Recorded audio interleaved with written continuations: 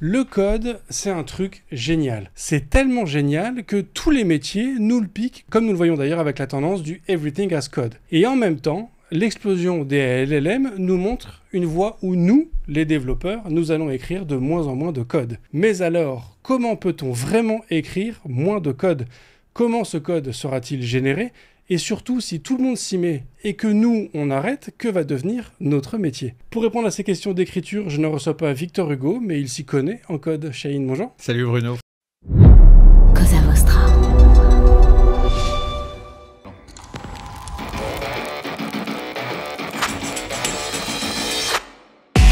Bonjour, je suis Bruno Soulez, je suis un dev, D-E-V, pour différents, extraordinaires et visionnaires. Bienvenue dans If This Then Dev, le podcast qui veut résoudre le problème avant de passer au dev. Chaque semaine, je recevrai un expert pour décoder un sujet ou une tendance de notre formidable métier d'artisan du numérique.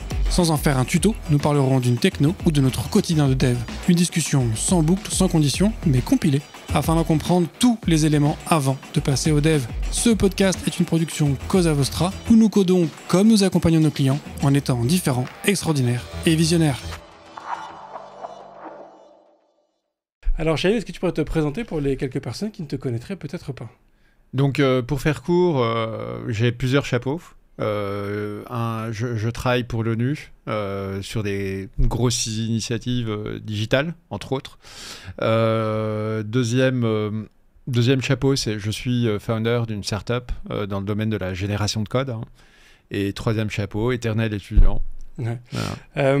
Alors, sur la partie génération de code, il y a une... quand on parle de génération de code à des devs, il y a toujours une crainte. Il y a les WYSIWYG, What You See is What You Get.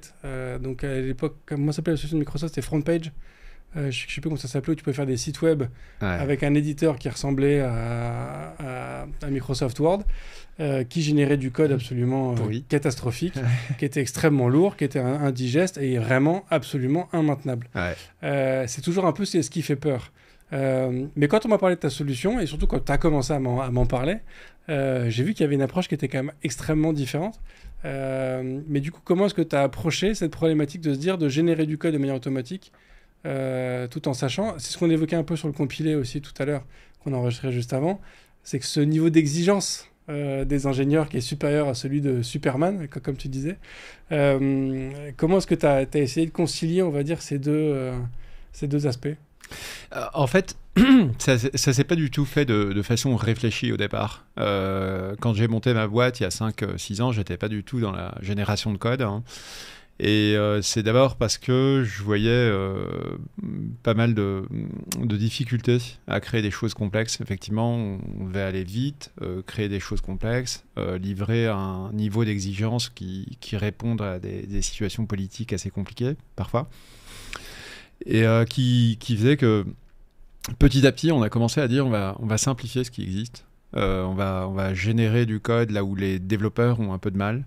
Au début, c'était pas forcément, on n'avait pas forcément réfléchi au process avec lequel le développeur écrivait du code en fait, mais en observant là où les développeurs se plantaient très souvent, on commençait à voir où est-ce qu'ils avaient des difficultés, quel était le process mental par lequel ils étaient passés versus le process mental par lequel ils auraient dû passer. Et donc petit à petit, on a commencé à fabriquer des solutions pour simplifier tout ça. On avait d'abord une première solution monolithique qui générait du code pour avoir des sortes d'ORM, donc des couches d'abstraction base de données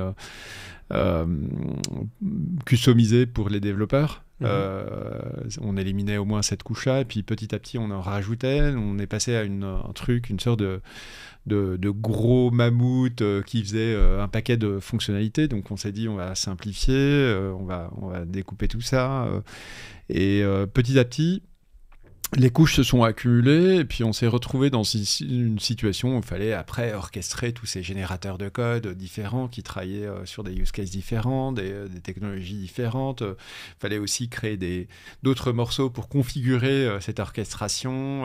Bref, donc un paquet de robots qui allaient dans tous les sens, des outils de design aussi. Il fallait harmoniser tout ça pour baisser la complexité. Donc on avait une complexité qui était un peu cyclique. C'est-à-dire puis là, dans ce que tu décris aussi, de ce que je comprends, tu as t'as des robots qui interviennent à plein de moments différents dans le cycle de vie d'un logiciel. Exactement. Et qui, du coup, parfois, tu te retrouves à injecter du code dans une code base déjà existante qui peut-être a déjà aussi des prérequis, des règles qui ont peut-être changé entre le moment où elles ont été écrites et le moment où elles sont appliquées. Exact. Ce qui rajoute une complexité, j'imagine, en plus dans tout ça. Exact. Donc, on est passé par une sorte de cycle de complexité, en fait. Donc, au départ, tu commences par un truc simple. Tu dis, je vais automatiser la génération de SQL ou de couches ORM.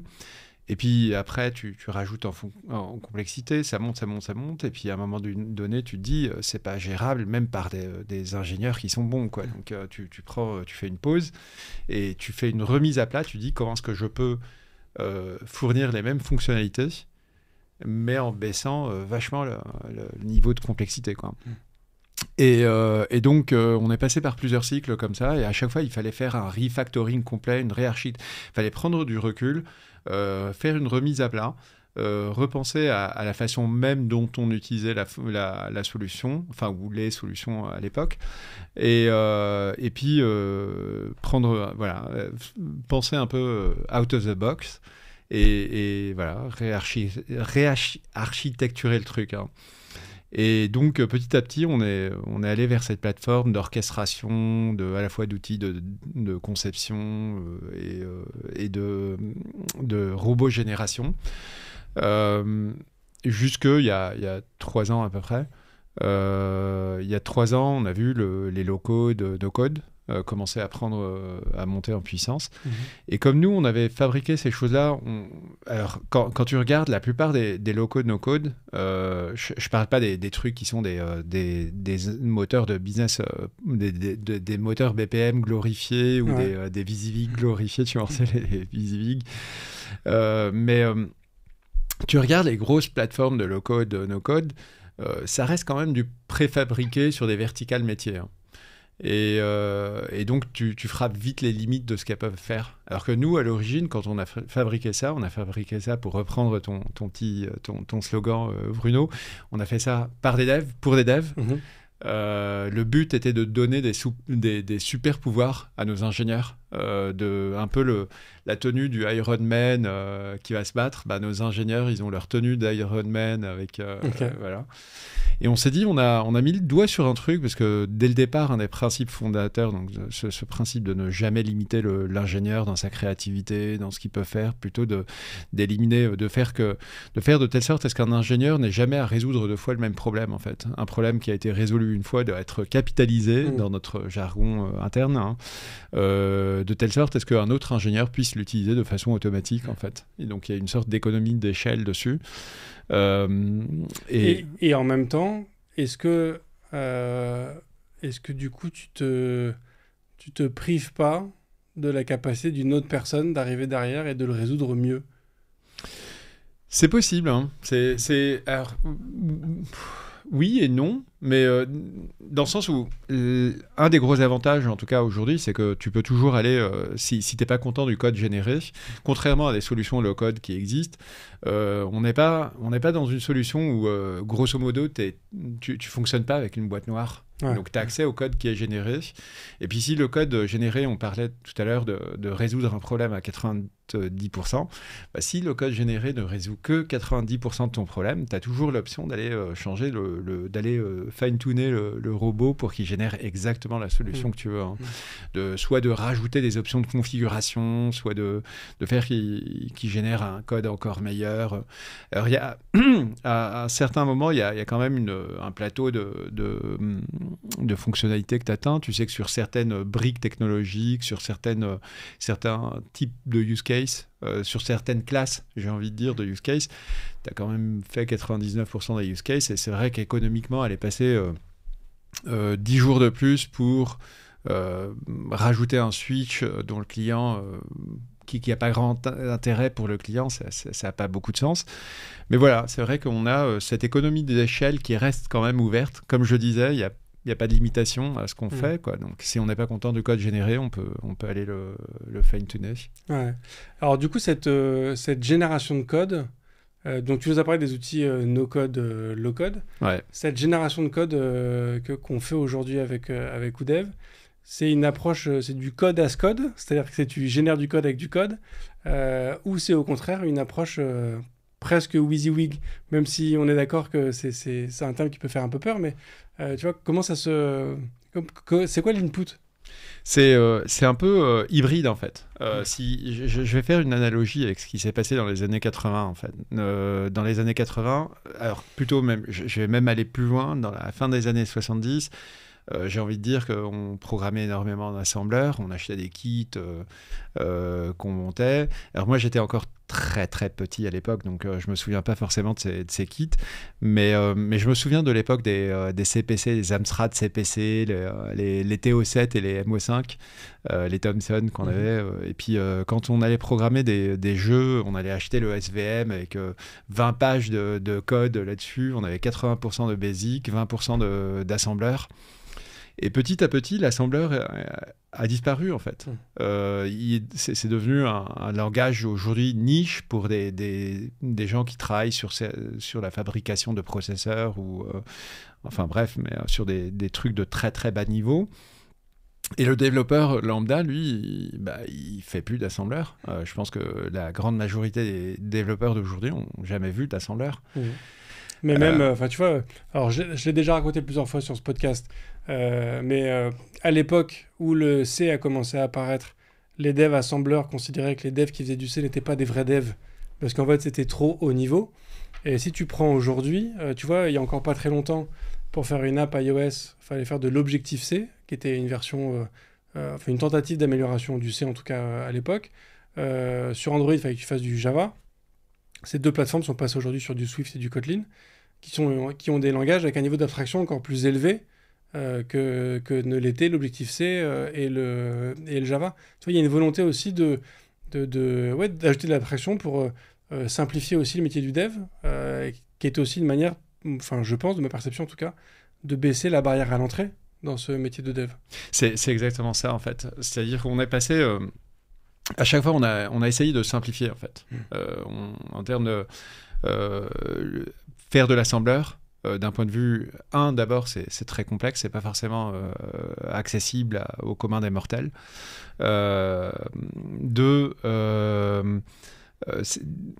Économiquement, le fait que la barrière à l'entrée, justement, soit aussi élevée, ça veut dire que, tu te limites à un pool de personnes qui est assez réduit. Ça veut dire aussi que tu fais les choses très lentement. Alors que, voilà.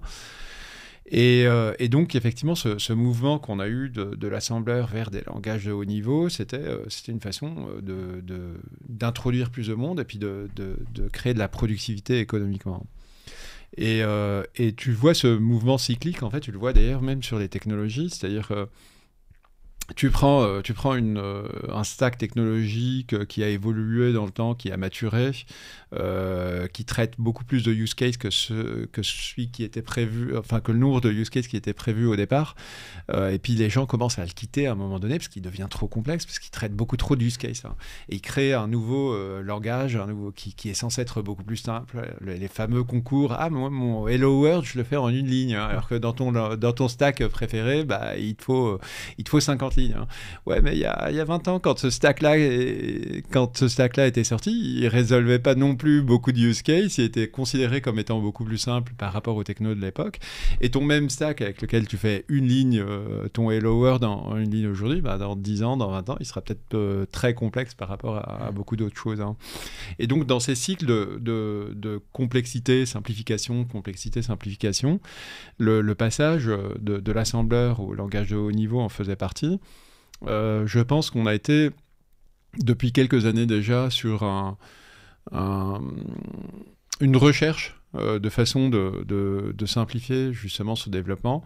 Le front page en faisait partie, c'était pourri.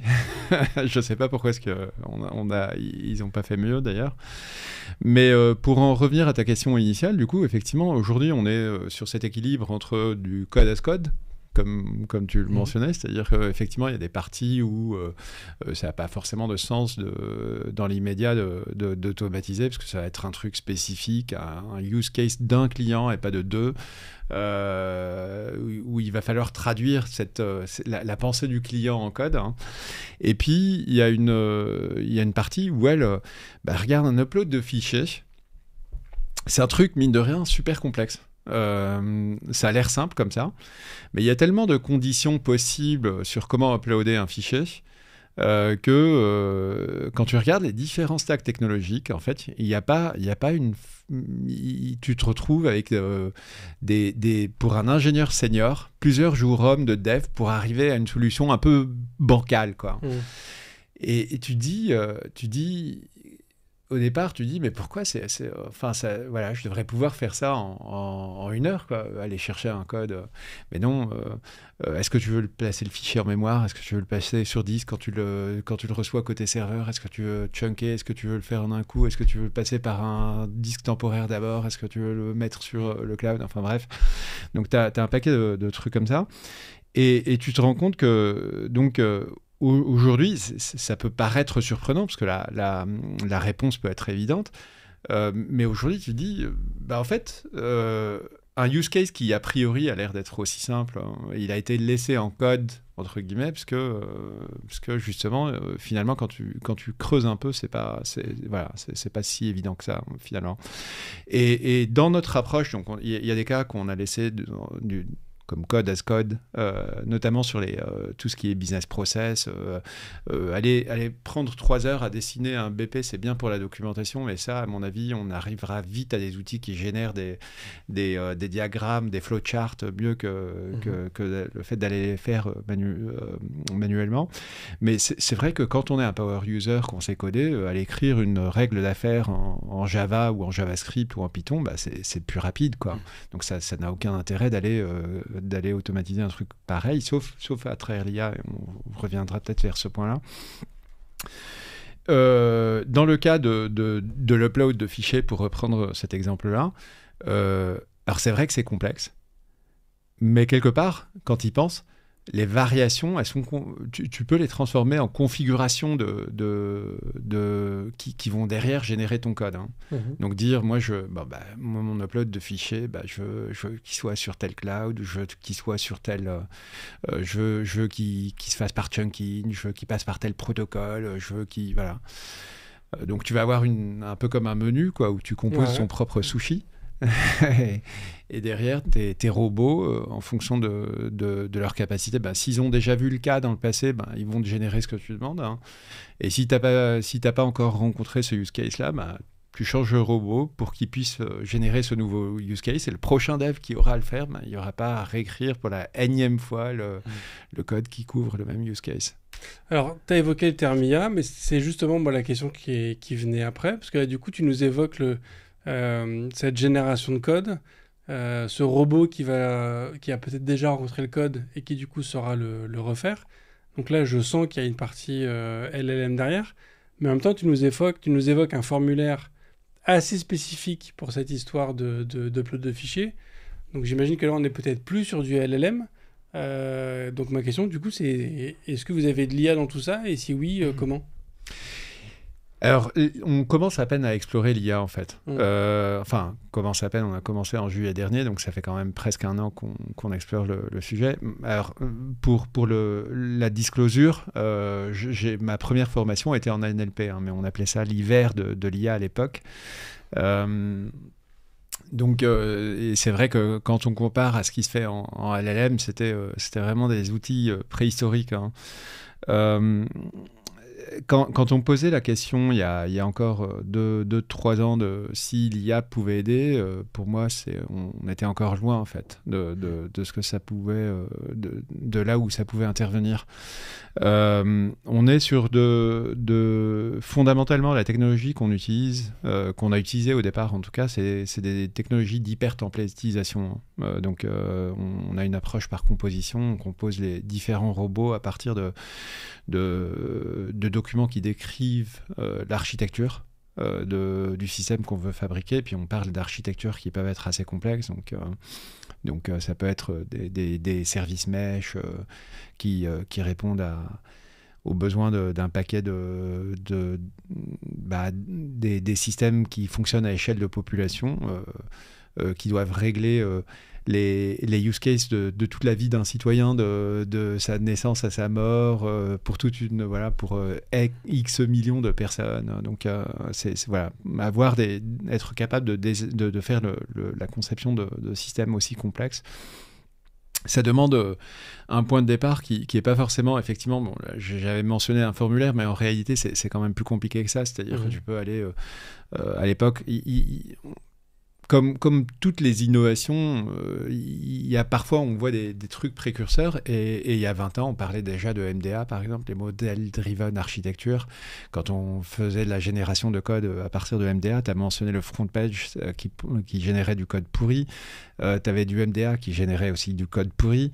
Donc, tu avais plein de trucs comme ça. Et là,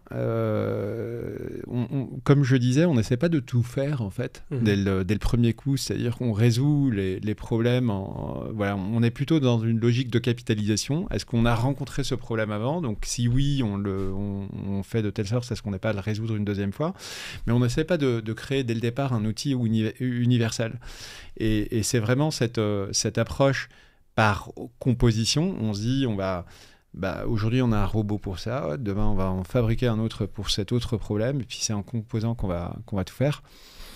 Qu'on est arrivé à un niveau de puissance absolument extraordinaire. Aujourd'hui, on peut générer, on a littéralement, on est capable de générer des outils, tout ce qui est enterprise application, donc là, tout ce qui est type ERP, CRM, machin, avec des productivités de l'ordre de centaines de fois de celles d'un ingénieur normal, hein, juste avec cette approche d'hypertemplétisation. Mais du coup, sans inclure dedans toute la partie logique métier.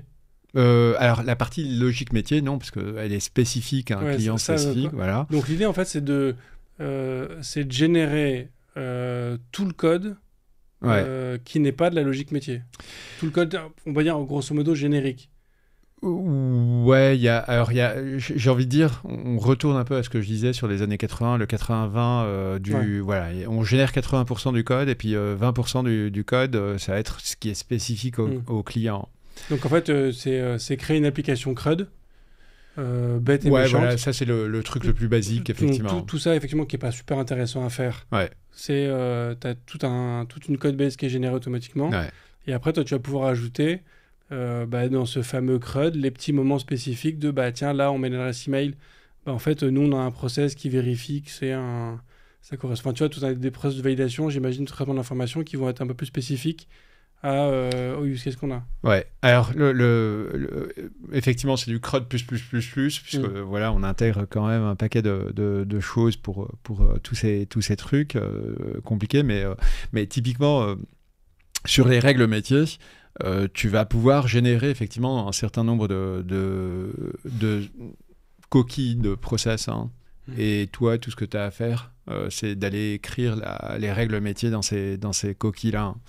Alors aujourd'hui, nous on était partis, parce que comme je le disais, on a fabriqué ça pour des devs, hein. On était parti sur l'hypothèse qu'un dev, de toute façon, s'il écoute une règle métier, il va être capable de la traduire dans son langage préféré. Donc si tu as envie d'aller écrire ta règle métier en Java, de la même façon que je peux l'exprimer en français, j'allais l'écrire en Java ou en Python, peu importe.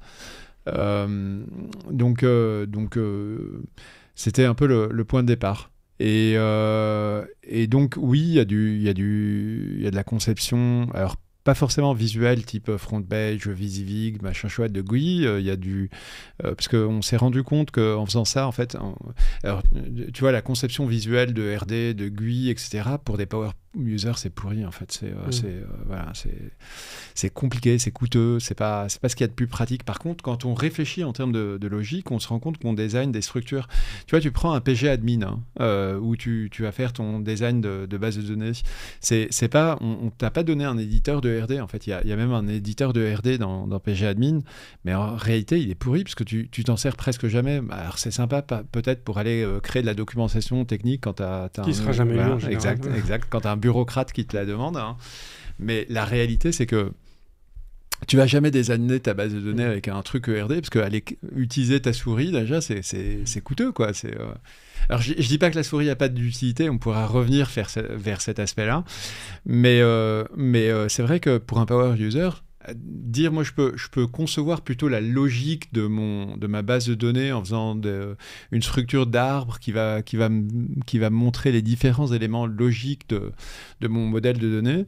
C'est un modèle qui est très exportable à travers un paquet de choses. Ça va du GUI à la base de données, enfin bref. Donc, on a pris cette approche un peu où on essaye d'exprimer des logiques selon certaines classes technologiques de façon plus ou moins visuelle selon les cas. Les différentes options sont là. Et derrière, de générer tout, on va dire 80-90% du code, et puis il te reste effectivement à les plugger derrière ce qui est vraiment très spécifique à un projet défini, quoi.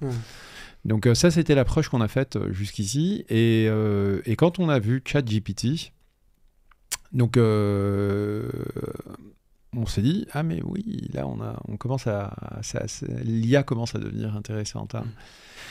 Et alors ce qui est intéressant dedans, c'est que l'IA ne peut pas remplacer tout le SDLC, en fait. Alors, il y a plusieurs choses, hein. Le focus de l'IA aujourd'hui, c'est de continuer à faire coder plus vite. Mais c'est un peu comme dire, comment est-ce qu'on va faire de l'assembleur plus vite si on revient à cette analogie du passage de l'assembleur à du dev. Oui, on aurait peut-être pu inventer des outils qui nous faisaient écrire de l'assembleur plus vite, mais quelque part, on n'est pas forcément en train de réduire de façon fondamentale la complexité de ce métier. On n'est pas en train de révolutionner fondamentalement la façon de travailler. On a des assistants pour coder, mais quelque part, ça reste un métier qui va être inaccessible à ma grand-mère. C'est un gain de productivité, mais c'est pas un changement de paradigme. Alors, il agit, si on prend le SDLC, moi je suis assez religieux du SDLC, il va agir sur la partie architecture, quand on va un peu trouver la solution d'un point de vue technique, on va la définir. Là-dessus, effectivement, pour prototyper, ça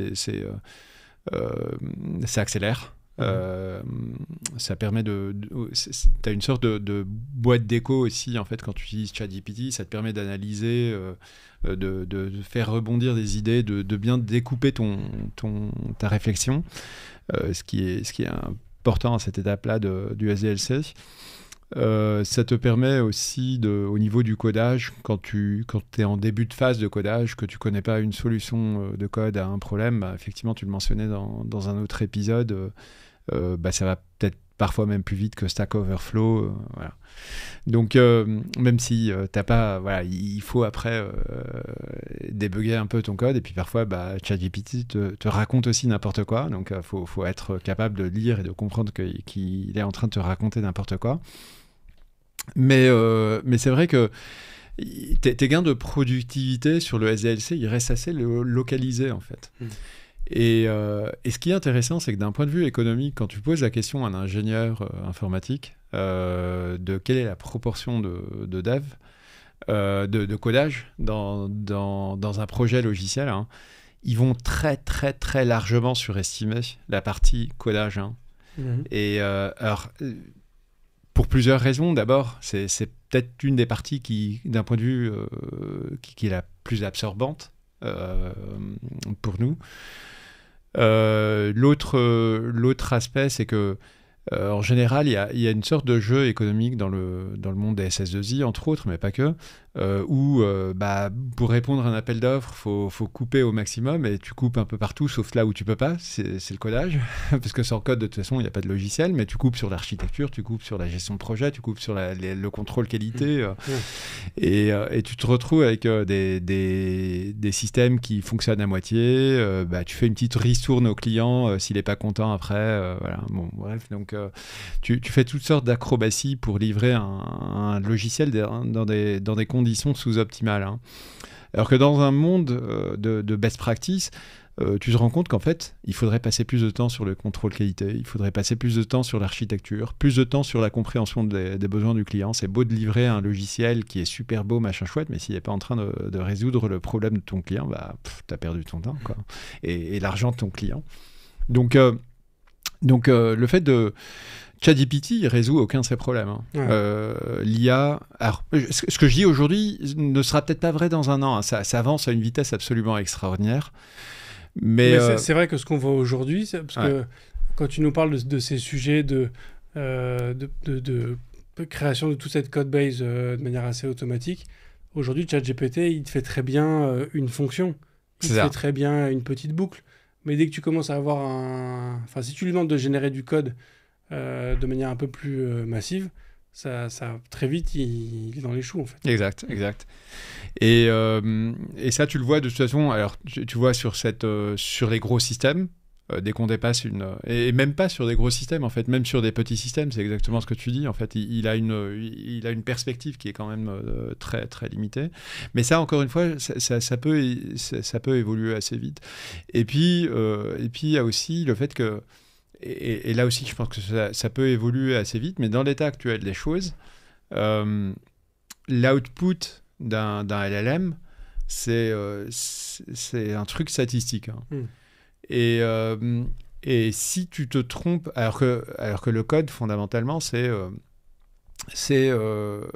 très, très contraint, en fait. Le code, c'est l'expression ultime de la définition d'une règle d'affaires. Quelque part, si tu dis... Si tu t'assois avec un client qui est pas technique et tu lui poses des questions sur sa règle d'affaires et il t'exprime ses vœux, ses besoins, et tu creuses encore, à la fin, ce qui va t'exprimer quelque part, peu importe que ce soit pas du Java ou du Python, mais ce qui va t'exprimer, c'est du code. Hein. C'est if, then, else, quoi. C'est, voilà.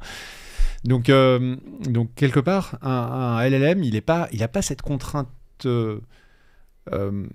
ce niveau de contrainte où la machine elle a besoin d'un point-virgule placé au bon endroit. Alors que dans un projet de quelques millions d'euros ou plus, tu vas pas te tromper sur une virgule sur la fusée Ariane, quoi. Tu vas perdre quelques milliards d'euros aussi. et potentiellement des vies humaines, d'ailleurs. Et voilà, exact. Donc quelque part, cette sortie un peu floue d'un LLM, elle n'a pas encore atteint le niveau de contrainte qu'un ingénieur est capable de mettre sur un code produit, quoi. Ouais. Et c'est là où l'approche par templétisation qu'on a sur ODev, elle est supérieure parce qu'elle est déterministe. Hein. Quelque part, tu lui donnes un input, il va te sortir le même output 2 fois. Quoi. Donc tu lui donnes 2 fois le même input, il te sortira exactement le même output 2 fois. Après, ton input peut être plus ou moins complexe, mais c'est déterministe. Et tu sais exactement que, a priori, si ton robot est bien écrit, s'il a été débugué, s'il a été testé avant, il va te sortir un code qui marche au premier coup, quoi. Encore une fois, ça ne veut pas dire que l'IA ne va pas rapidement arriver à mettre les contraintes que nous, humains, sommes capables de mettre. Et effectivement, on peut imaginer un monde où fondamentalement, les compétences qui nous sont demandées vont probablement évoluer. D'ailleurs, que ce soit dans une approche par composition, templatisation ou IA, nos compétences en tant qu'ingénieurs vont probablement être amenées à évoluer. Il y a un ingénieur en 1980 avait probablement des compétences bien différentes de celles d'un ingénieur aujourd'hui. Hein. Tu prends des gars qui savent faire du JavaScript, tu leur demandes s'ils savent ce que c'est qu'un process ou une page mémoire ou de l'ordonnancement processeur. Pour beaucoup d'entre eux, à mon avis, ils n'auront pas été exposés. En tout cas, pas s'ils n'ont pas reçu une éducation formelle sur le sujet, ils vont peut-être pas savoir ce que c'est, quoi. Donc, quand tu... ma question vient de partir. Attends, c'était sur... Oui, tu nous as beaucoup parlé du SDLC, donc du Software Development Lifecycle. Ouais. J'entends le fait de générer tout ce que j'aurais tendance à appeler le boilerplate de ton projet quand tu commences, et du coup de te consacrer très vite à la valeur ajoutée et là où tu vas apporter de la différenciation par rapport à tous les business software qui peuvent exister dans le monde. Mais du coup, est-ce que ce code qui est généré va pouvoir être aussi facilement maintenable que si je l'avais généré moi-même? Parce que du coup, je me retrouve avec toute une code base que je ne connais pas vraiment. Donc, tu vois, quand il faut que je la maintienne, ça peut être compliqué. Et dans quelle mesure est-ce que les solutions que vous avez peuvent continuer à intervenir à mesure que le projet avance, 1 an, 2 ans, 3 ans après? En fait, il ne faut pas forcément réfléchir en termes de code généré. C'est-à-dire qu'aujourd'hui, effectivement, on peut être curieux et puis aller regarder ce code qui est généré. Et ça peut aider effectivement à résoudre des problèmes quand on atteint les limites de ce qui existe. Mais il faut plutôt y penser en termes de... On ne travaille plus au niveau du code, en tout cas dans 80% du système. C'est un peu... Et dire, moi, je vais aller regarder le code généré, c'est un peu comme dire, bon, je vais regarder l'assembleur, il y a 20 ans encore. On ne passait pas directement au code machine, en fait, au code compilé. Il y avait une étape de génération d'assembleurs à partir du code de haut niveau. Et c'est cet assembleur-là qui, lui, était compilé ensuite en code binaire, si on peut appeler ça comme ça. Je ne sais plus si on l'appelait comme ça, mais bref. Et donc aujourd'hui, on part d'une architecture source, en fait, quelque part. Le point de départ, c'est pas du code source, c'est ton architecture source. Donc, ce que tu maintiens, c'est pas du code, c'est une architecture. Donc, dans le futur, si tu veux changer quelque chose à ton architecture, tu changes ton architecture. Et derrière, tu vas générer du code du code qui lui-même va être compilé derrière, mais tu as plusieurs phases de compilation quelque part qui arrivent, et les phases intermédiaires de compilation, de la même façon qu'aujourd'hui, tu n'irais pas forcément te préoccuper de l'assembleur, tu ne te préoccuperais pas forcément du code généré. Mais donc cette architecture source, on peut continuer à la faire évoluer. Absolument, de manière indépendante de toute la logique métier qu'on a pu créer par-dessus. Exact. Alors après, il y a d'autres contraintes qui sont qui sont des contraintes de compatibilité, mais c'est à peu près les mêmes contraintes de compatibilité quand on fait un passage technologique, de palier technologique. C'est-à-dire que c'est sûr que si dans les règles d'affaires que tu as écrites, tu as utilisé un API qui, dans la version alpha du produit, était là, dans la version bêta du produit, n'existe plus, il va falloir que tu révises un peu ta règle métier. C'est un peu l'équivalent d'upgrader une technologie de .NET, je ne sais pas quelle version, à la version suivante, quoi. Donc c'est un peu... Il y a cette approche. Mais fondamentalement, c'est vrai que... Alors, on est à une période de transition, je pense, sur ce sujet-là, dans le sens où quand tu regardes les premiers compileurs, ils produisaient aussi des exécutables qui étaient gros, pourris, pas optimisés. Et petit à petit, tu prends un truc comme GCC, si tu as suivi l'évolution du truc, tu voyais qu'ils rajoutaient des options d'optimisation, des degrés d'optimisation. Ils compilent plus vite, ils échappent plus d'erreurs. Et parfois, tu peux prendre un certain nombre de risques même dans ta compilation en disant il y a des edge cases où il va pas forcément fonctionner. Donc on est un peu dans cette situation-là où effectivement le code généré est pas forcément... Enfin, il est aussi bon que le développeur qui a écrit les robots pour le générer, quoi. Donc si ton développeur est bon, effectivement, tu vas avoir du très bon code. Toujours optimisable, je pense qu'on peut toujours faire mieux. Aussi bon soit-on. Mais c'est vrai qu'à un moment donné, tu dis, est-ce que ça vaut le coup d'aller investir 3 semaines d'optimisation pour gagner un pouillème de seconde sur une exécution, quoi. Donc en fait, vous créez une couche d'abstraction supplémentaire. Tu crées en fait une application spécifique, mais en même temps qui n'est pas l'application dans laquelle je travaille. Moi, en tant que dev, je vais créer une application qui va être la base de l'app que je veux créer, mais que je vais quasiment jamais toucher, cette fameuse architecture source dont tu parles. Moi, je vais être uniquement sur ces quelques logiques métiers que je vais coder au-dessus. Donc, j'ai une abstraction encore au-dessus On reste sur le même langage, mais on est quand même sur un niveau Ouais, alors il y a effectivement il y a des couches d'abstraction, pas une, hein, qui vont s'appliquer à différentes parties du SDLC. Et dans l'approche qu'on a faite, comme je disais au départ, un principe mais vraiment fondamental dans ce qu'on fait, c'est ne pas limiter le développeur, ne pas limiter sa créativité. Donc la dernière chose qu'on veut, c'est que quelqu'un arrive sur un outil de conception et il dit cet outil de conception, il ne peut pas faire mon truc, donc j'abandonne. C'est pas la bonne approche. Hein. Donc nous, on a vraiment fait tout ça de façon ultra modulable. Hein.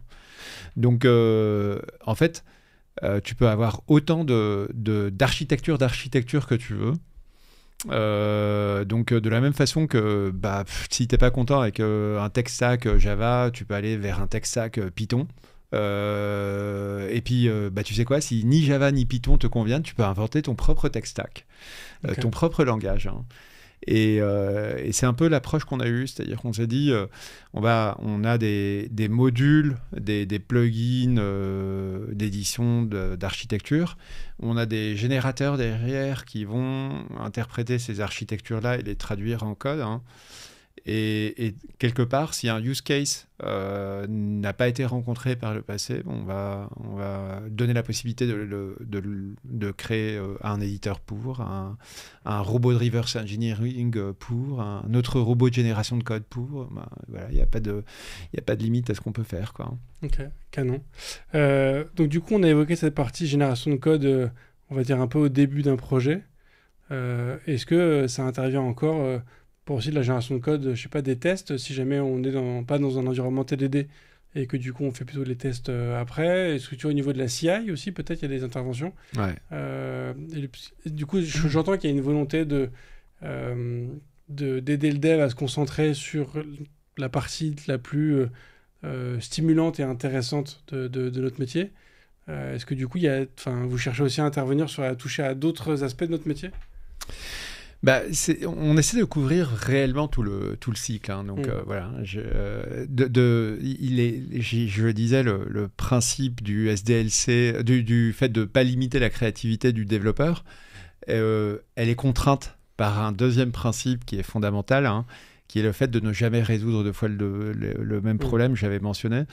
Et là-dessus, tout le SDLC est de bonne guerre. En fait, il y a rien dans le SDLC qu'on veuille pas automatiser. Fondamentalement, on est des ingénieurs. Un ingénieur informatique, fondamentalement, son métier, c'est d'automatiser. Hein. Donc, quelque part, on automatise aussi notre propre métier. Ça ne veut pas dire qu'on va disparaître, hein, loin de là. C'est juste qu'on va transformer. Tu prends l'usine, je fais une petite. Je diverge un peu, mais tu prends l'usine, le fameux Charlie Chaplin dans les temps modernes avec son machin là, qui tourne des écrous. L'usine Ford alors je connais pas j'étais évidemment pas né à l'époque, mais j'imagine qu'à l'époque les Ford qui sortaient de ces usines-là étaient presque entièrement manuelles. Hein. Et tu vas dans une usine BMW à Munich et tu regardes le parterre, c'est des robots à perte de vue avec un ingénieur qui se déplace entre ces robots pour assurer que ces robots-là fonctionnent correctement. Est-ce que le métier d'ingénieur automobile a disparu? Non, en un siècle, il existe toujours, il a juste évolué. Les types de tâches quotidiennes qu'un ingénieur automobile fait aujourd'hui ne sont évidemment pas les mêmes que celles qu'il faisait il y a 100 ans. Quoi. Il y a même eu une hyper complexification qui fait qu'aujourd'hui, un ingénieur automobile, il y en a un qui va s'occuper uniquement de la transmission, un qui va s'occuper uniquement du moteur. Enfin, tu vois, ils ont chacun leur... c'est devenu tellement complexe. Et c'est le cas de l'informatique aujourd'hui, tu vois. Tu as évoqué la progression de nos métiers. C'est un sujet que je commence à évoquer de plus en plus souvent aussi sur ce podcast. Dans les années 90-80, quand moi j'ai commencé, tu peux avoir une personne qui faisait l'ops, le dev, qui gérait tes tests, et tu avais deux technos, tu avais tout un monolithe dans une seule techno, tu avais un serveur qui faisait tout, et puis c'était marre. Aujourd'hui, tu as une myriade de choses qui gravitent autour de tout ça. Ouais. On en revient toujours à ce cycle de simplification, complexité, simplification, complexité. Je ne sais pas dans quelle C'est un exercice qui est toujours un peu compliqué d'essayer de prévoir le futur et à quoi va ressembler notre métier dans le futur. Ce qui est certain, c'est que ça va évoluer, parce que le monde évolue. Mais c'est vrai que dans quelle direction il va évoluer, quelles vont être les nouvelles frontières entre les différents métiers, ça c'est quelque chose qui est difficile à prévoir en fait. Est-ce qu'on ne va pas revenir... nous, dans notre approche au dev, on pense qu'on peut mettre le SDLC dans les mains d'un seul ingénieur grâce à ODEV, justement. Maintenant, est-ce que le même ingénieur qui va travailler sur des problématiques de système embarqué va être un ingénieur qui va aussi pouvoir travailler sur des problématiques de systèmes gouvernementaux? Il y a une certaine technicité du métier de l'utilisateur qui va être de plus en plus intégrée dans ce que fait l'ingénieur. Quand tu comprends que dans l'embarqué, la nuance de rouge dans ton drapeau, elle n'est pas si importante, alors que dans un système GovTech, elle peut tuer ton projet. C'est ce genre de nuance et de complexité qu'il faudra que les ingénieurs comprennent de plus en plus. Est-ce que après on va avoir... J'imagine que ça dépend de la taille du projet aussi. C'est sûr que si on est dans une boîte où on a des équipes de 1000 ingénieurs, alors c'est pas c'est jamais les bonnes tailles d'équipe, hein, mais on s'entend.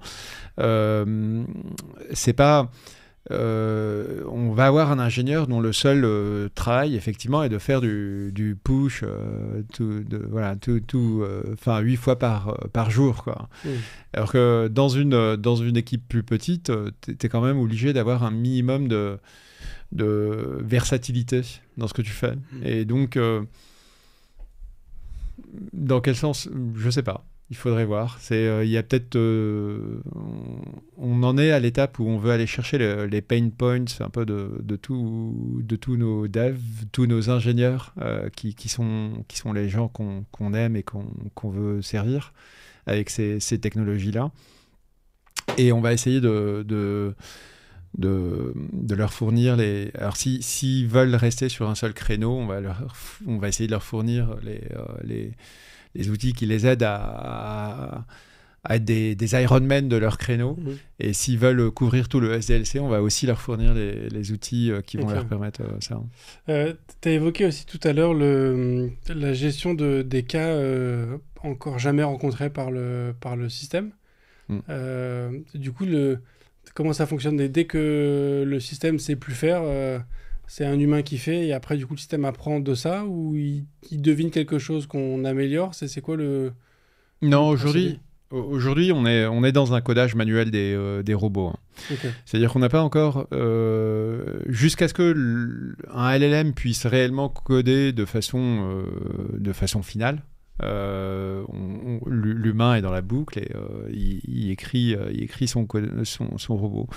Non, le cas typique est plutôt de dire, je reprends un peu cette illustration du upload, hein, du file upload. Hein. Donc moi j'arrive, je suis sur une nouvelle infra qui a à peu près tous les ports bouchés, qui demande de passer par un VPN, qui demande un certificat, enfin un truc super exotique, et puis on doit uploader des fichiers dedans. Quand on va, le robot il sait pas faire parce qu'il n'avait jamais vu une configuration pareille, hein. Donc on va aller effectivement, là je pars d'un cas super exotique qu'on voit pas deux fois, mais la réalité c'est que très souvent, dans 80% des cas, on revoit les mêmes cases à échelle d'un pays ou d'un système ou d'une industrie, et donc effectivement on va rajouter ce cas-là dans les robots qui s'occupent du file upload, hein. Okay. Donc c'est plutôt cette approche-là. Les LLM vont nous aider à coder les robots plus vite. Et puis tu dis c'est peut-être pas, ça n'a pas l'air efficace comme ça, de se dire on va coder manuellement chaque robot. Mais quand tu mets ça à échelle de tous les projets que tu fais, de toutes les variations de demandes clients, et puis que tu ouvres ça, parce que notre but à terme c'est vraiment d'ouvrir ça à ce que les devs eux-mêmes puissent échanger leurs robots, qui créent, qui collaborent, qui est une communauté quoi derrière. Et à terme, on finira par résoudre 80% des use cases de l'industrie soft, et puis on va se concentrer sur la partie fun. Hein. Ça ne veut pas dire que la partie assembleur, entre guillemets, est pas fun, hein, mais elle aura... je veux dire, aujourd'hui, ceux qui ont envie de faire de l'assembleur peuvent en faire. Hein, c'est pas, voilà. Oui, c'est pas qu'elle est pas fun, mais c'est qu'elle porte une complexité intrinsèque dont tu as besoin de te préoccuper dans des cas extrêmement rares. L'assembleur, si tu as besoin de faire de l'assembleur, c'est que tu es quand même sur une gestion de ta mémoire, tu as une gestion de tes performances qui est extrêmement fine. C'est une entreprise sur 100 000 qui est contrainte par ça. Ce qui, du coup, m'amène un petit peu à la dernière question que j'aurais en conclusion. On a évoqué effectivement le passage d'assembleur au C, le Java, maintenant les langages qu'on a aujourd'hui, type Kotlin ou ce genre de choses, qui sont encore plus haut niveau. On a même parlé un petit peu des outils no-code et low-code. Pourquoi avoir fait du coup ce choix de générer du code et d'avoir du coup cette dernière surcouche qui va faire cette customisation avec ses règles métiers et compagnie, et de pas au final créer une nouvelle techno qui pourrait du coup être le nouveau langage, cette abstraction supplémentaire. Tu vois, pourquoi rester sur des langages existants et pas se dire bah, ok, on fait fi du passé, on est arrivé jusqu'au Kotlin, jusqu'au Swift en 2020, non même pas 2016, 2015-2016, et on passe à une nouvelle techno, un nouveau langage qui embarque tout ça sans qu'on le voit, sans qu'on le touche. Ouais, le but n'est pas... le fait de passer déjà à un paradigme d'architecture plutôt que de codage, c'est en soi un apprentissage. Hein, et il est suffisamment complexe, j'y ai découvert. Et pour ne pas imposer des contraintes supplémentaires. Ensuite, comme je disais, le but, c'est de servir nos utilisateurs quelque part. C'est les devs.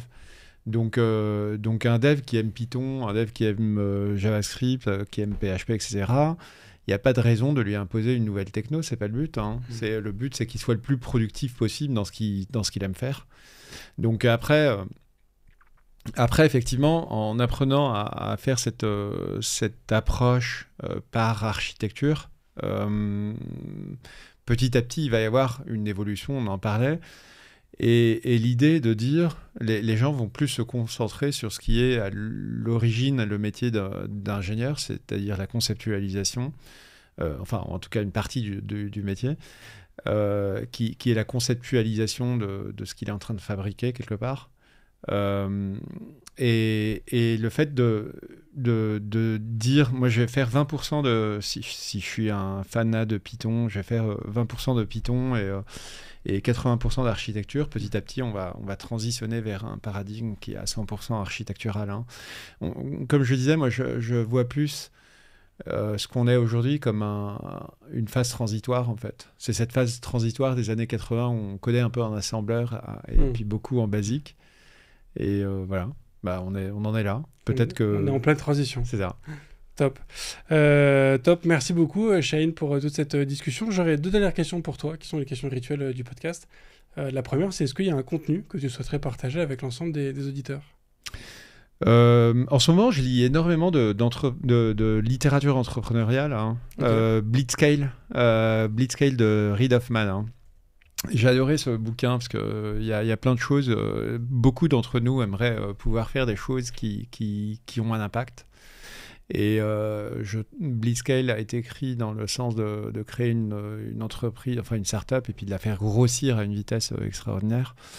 Et en réalité, ça ne s'applique pas que aux startups, ça s'applique vraiment à tout ce qu'on veut faire quelque part. Donc, si on veut avoir un impact, s'il y a un problème qui nous tient à cœur, qu'on a envie de résoudre, il y a pas mal de recettes dedans qui pourraient s'appliquer. Ok, très bien. Bon, on mettra un lien pour que les gens puissent le retrouver facilement. Et dernière question, qui est la question la plus importante de ce podcast. Est-ce que tu es plutôt espace ou tabulation ? Switch de configuration. pour générer l'espace ou la tabulation.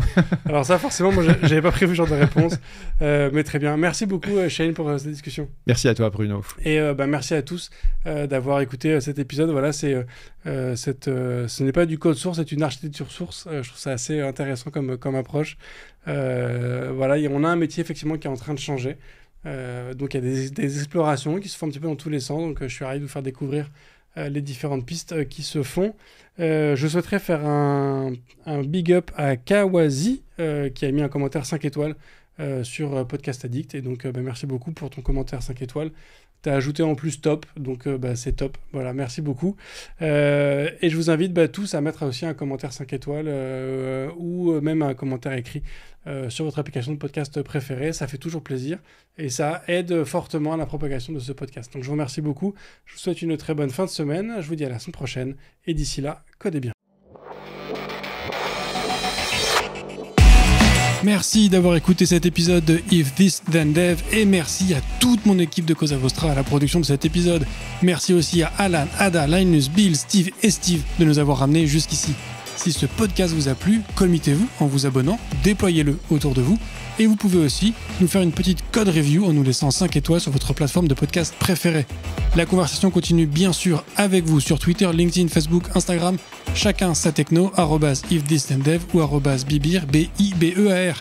Vous retrouverez aussi tous nos épisodes sur notre site ifttd.io. Et enfin, si vous avez besoin d'une agence pour vous accompagner ou si vous souhaitez rejoindre une équipe tech passionnée et passionnante, écrivez-moi sur bruno@cosavostra.com. Merci à tous.